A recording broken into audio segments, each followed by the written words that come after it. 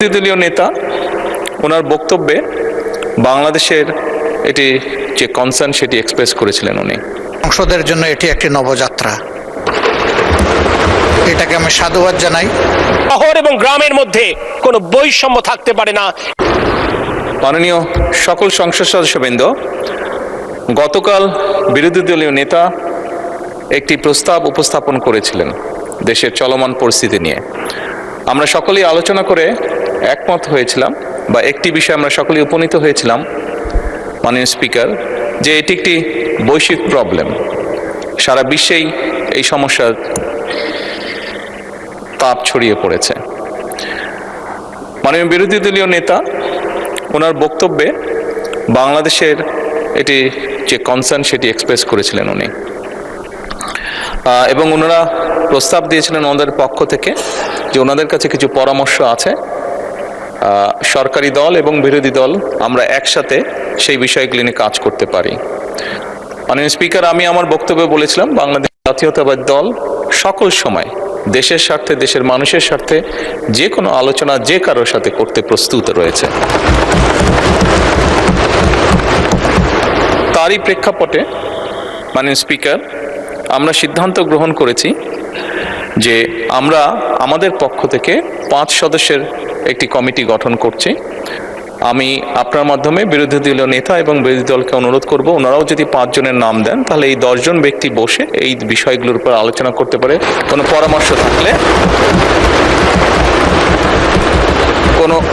কোনো পরামর্শ থাকলে এই কমিটির মাধ্যমে সেটি সরকারের কাছেও আসলো এবং সরকার সেটার মধ্যে কোনো বাস্তবতা থাকলে অবশ্যই সেটি কার্যকর করার উদ্যোগ গ্রহণ করবে। আমি মাননীয় স্পিকার আপনার সামনেই নামগুলো এখন উপস্থাপন করতে চাচ্ছি আমাদের পক্ষ থেকে এখানে মাননীয় জ্বালানি মন্ত্রী জনাব ইকবাল মোহাম্মদ টুকু, প্রতিমন্ত্রী জনাব অমিত এবং মাননীয় সংসদ সদস্য এবিএম আশরাফ উদ্দিন নিজাম, লক্ষ্মীপুর 4, মাইনুল ইসলাম খান শান্ত, মানিকগঞ্জ 2, মিয়া নুরুদ্দিন অপু, শরীয়তপুর 3। এই 5 জনকে আমরা প্রস্তাবনা করছি। মাননীয় স্পিকার, আমি বিরোধী দলীয় নেতা অনুরোধ করব ওনাদের পক্ষ থেকে নামগুলো যদি দ্রুত আমাদের কাছে দেন তাহলে এই কমিটি দ্রুত কাজ শুরু করতে পারবে। ধন্যবাদ মাননীয় স্পিকার। মাননীয় বিরোধী দলের নেতা।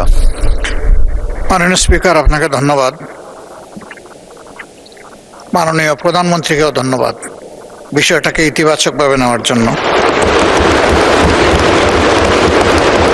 আমরা আশা করি এই সংসদ জাতীয় সকল সমস্যা সমাধানের কেন্দ্রবিন্দু হবে ইনশাআল্লাহ, এবং আমরা মনে করি এই সংসদের জন্য এটি একটি নবযাত্রা, এটাকে আমি সাধুবাদ জানাই এবং আমরা শীঘ্রই ইনশাআল্লাহ নামগুলো পেশ করব। ধন্যবাদ সবাইকে।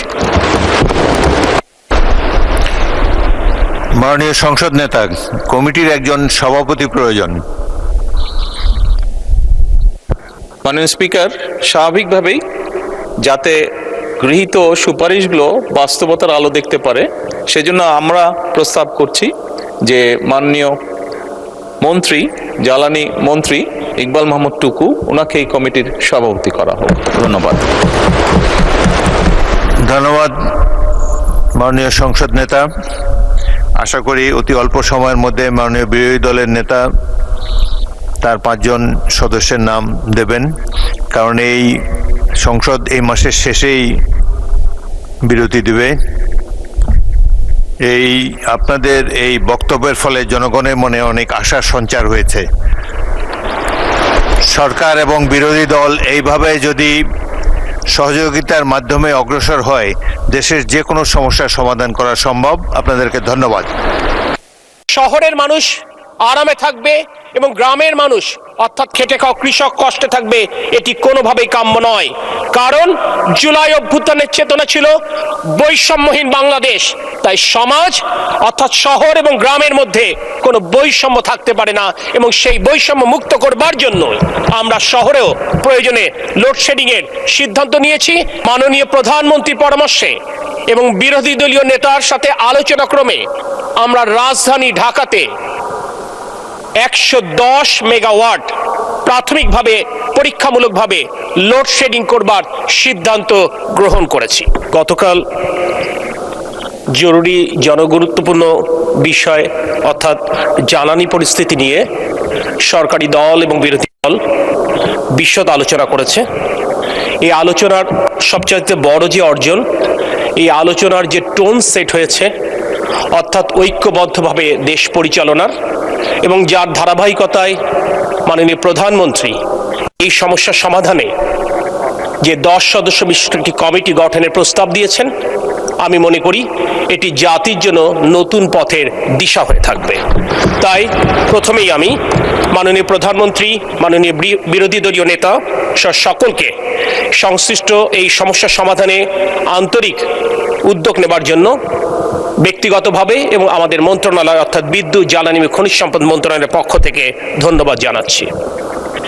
একটি কথা স্পষ্ট করে বলতে চাই, গতকাল মাননীয় মন্ত্রী, আমাদের মন্ত্রণালয়ের কিংবা আমার উচ্চারিত প্রতিটি বাক্য, শব্দ এবং অঙ্কের পেছনে যুক্তি ছিল, তথ্য ছিল, উপাত্ত ছিল এবং দায়িত্বশীলতা ছিল।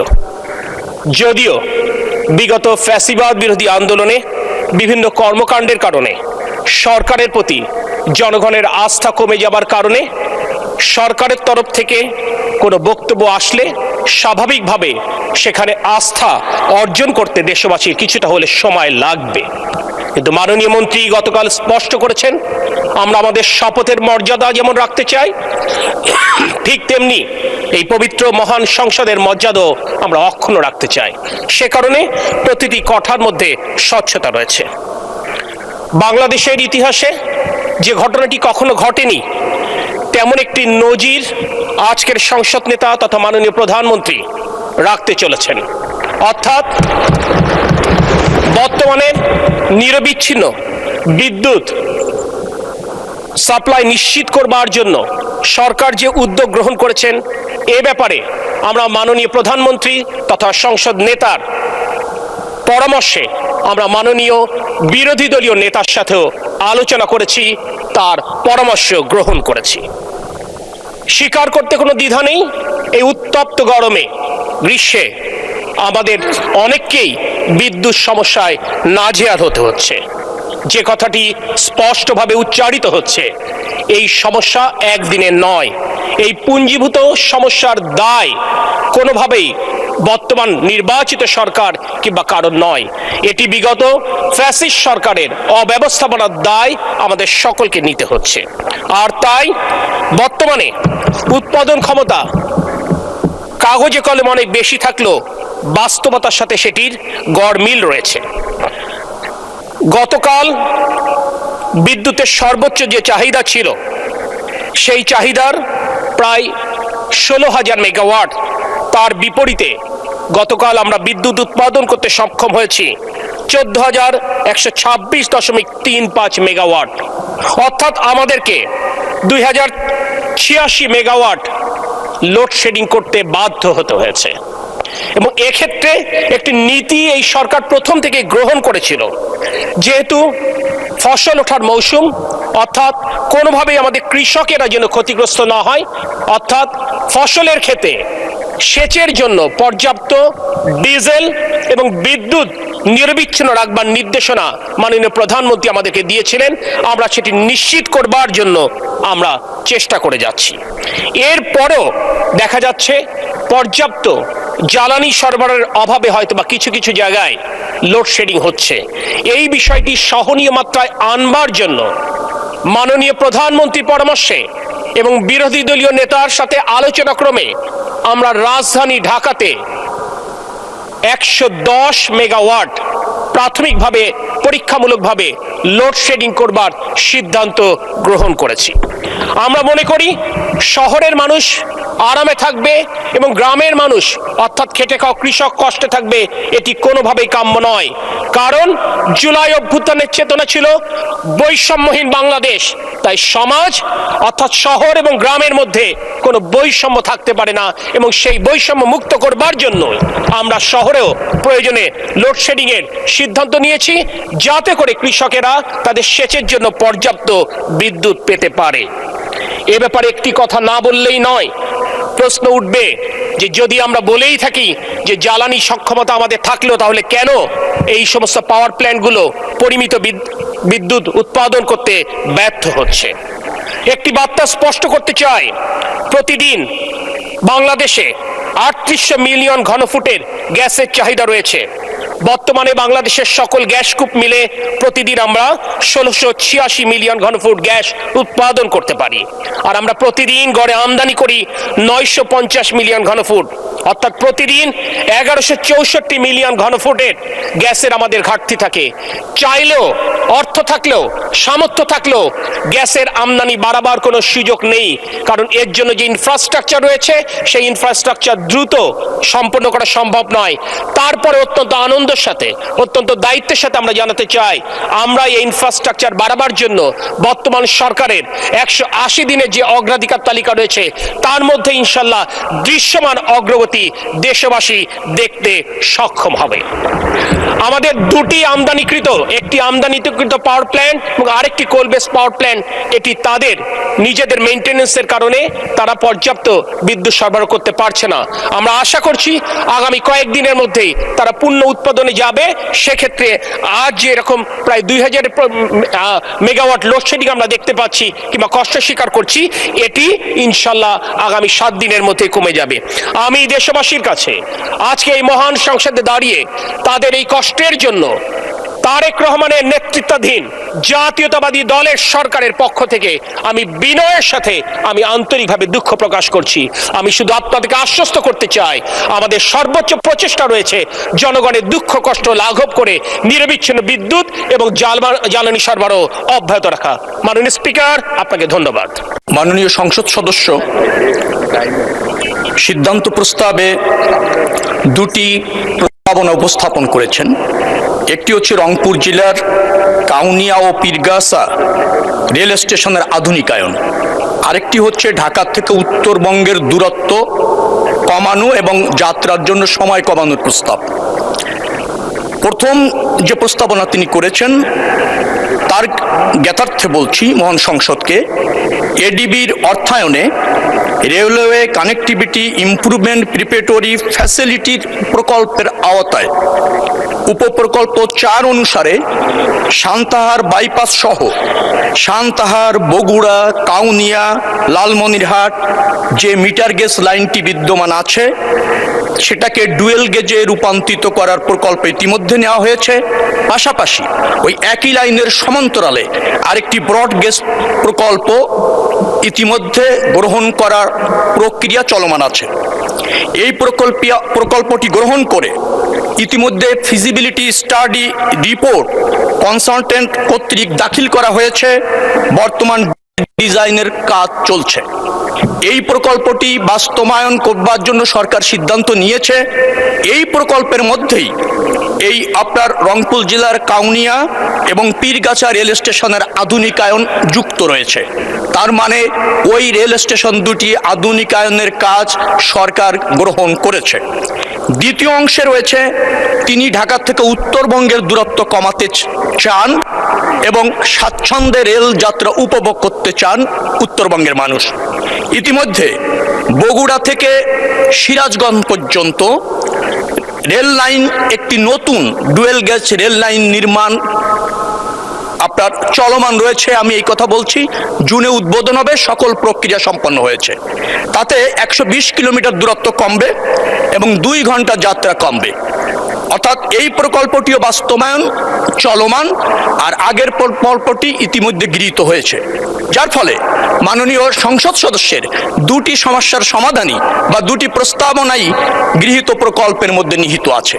অতএব আমি মনে করছি মাননীয় সংসদ সদস্য তার দাবি অথবা এই সিদ্ধান্ত প্রস্তাবটি প্রত্যাহার করতে পারেন, কারণ এটা বাস্তবায়নাধীন প্রক্রিয়ার মধ্যে আছে। বেশ কয়েকজন সংসদ সদস্য সংশোধনী প্রস্তাব দিয়েছেন, আমি সেটা পড়েছি। কয়েকটি ইতিমধ্যে সরকার গৃহীত করেছে, কয়েকজন অবিলম্বে সংযুক্ত করতে বলেছেন। যেহেতু প্রকল্প চলমান, অতএব অবিলম্ব শব্দটিও সংযুক্তের খুব প্রয়োজন আছে বলে মনে করছি না। ধন্যবাদ মাননীয় স্পিকার। মাননীয় সদস্য আক্তার হোসেন, আপনার সিদ্ধান্ত প্রস্তাব সম্পর্কে মাননীয় মন্ত্রী যে বিবৃতি দিলেন তার প্রেক্ষিতে আপনি ইচ্ছা করলে প্রস্তাবটি প্রত্যাহার করতে পারেন। মাননীয় স্পিকার, আপনাকে ধন্যবাদ। আমি যে প্রস্তাবটি উত্থাপন করেছি ঢাকা থেকে উত্তরবঙ্গের রেলপথের দ্রুত কমিয়ে নিয়ে আসার জন্য বগুড়া থেকে সিরাজগঞ্জে সেখানে একটা রেলপথ নির্মাণ করা, সেটা শুধু আমার একার দাবি না, এটা গোটা উত্তরাঞ্চলের দাবি। এবং এই দাবিটা শুধুমাত্র রেলমন্ত্রীর কাছেও না, এই দাবিটা আমাদের মাননীয় প্রধানমন্ত্রীর কাছে এবং আমাদের মাননীয় মহাসচিবের কাছেও এই দাবিটা আমাদের। অর্থাৎ তারাই উত্তরাঞ্চলের সন্তান। আমরা উত্তরাঞ্চলের মানুষেরা অনেক দিন ধরে ভোগান্তির মধ্যে আছি। সেই 2006 সাল থেকে আমাদের এলাকার মানুষেরা শোনে, 20 বছর পার হয়ে গেছে যে এটা বাস্তবায়ন হবে, কিন্তু এটা জমি অধিগ্রহণের কথা বলা হয়, কিন্তু এটা এখনো পর্যন্ত বাস্তবায়ন হয় না। আমি মাননীয় মন্ত্রীর কথায় আশ্বস্ত হতে চাই এবং মাননীয় প্রধানমন্ত্রী সম্প্রতি বগুড়া সফর করেছেন, সেখানেও তিনি বলে এসেছেন। অর্থাৎ শুধু মাননীয় মন্ত্রী না, মাননীয় প্রধানমন্ত্রীর কথার প্রেক্ষিতেও আমি আশ্বস্ত থাকতে চাই যে বগুড়া থেকে সিরাজগঞ্জ এই সরকারের আমলে এই রেলপথটা নির্মাণ করা হবে এবং উত্তরাঞ্চলের মানুষরা তাদের দীর্ঘদিনের যে ভোগান্তি আছে সে ভোগান্তি থেকে তারা মুক্তি পাবে। মাননীয় স্পিকার, পাশাপাশি আর একটা অংশ একটু বলতে হয়, যেহেতু আমি প্রস্তাব প্রত্যাহারই করব, আমার রংপুর জেলার কাউনি এবং পীরগাছার যে স্টেশনগুলো অনেক আগের, অনেক ধরনের ত্রুটি বিচ্যুতির মধ্যে আমরা আছি। আমি চাইবো যে প্রকল্পের কথা তিনি বলেছেন মাননীয় মন্ত্রী, অতি দ্রুত কাউনি এবং পীরগাছা এই দুইটা স্টেশনের আধুনিকায়ন করা হবে, বাংলাদেশের রেল যাত্রাকে সহজ করা হবে। এই কথা বলে মাননীয় প্রধানমন্ত্রী, মহাসচিব সাহেব আমাদের আছেন এবং আমাদের মন্ত্রী সরকারের উপরে আস্থা রেখে আমার যে বগুড়া থেকে সিরাজগঞ্জ রেল লাইন যে প্রস্তাব আজকের মতো করে সেটা আমি উত্থাপন থেকে আমি বিরত থাকছি। ধন্যবাদ মাননীয় সদস্য।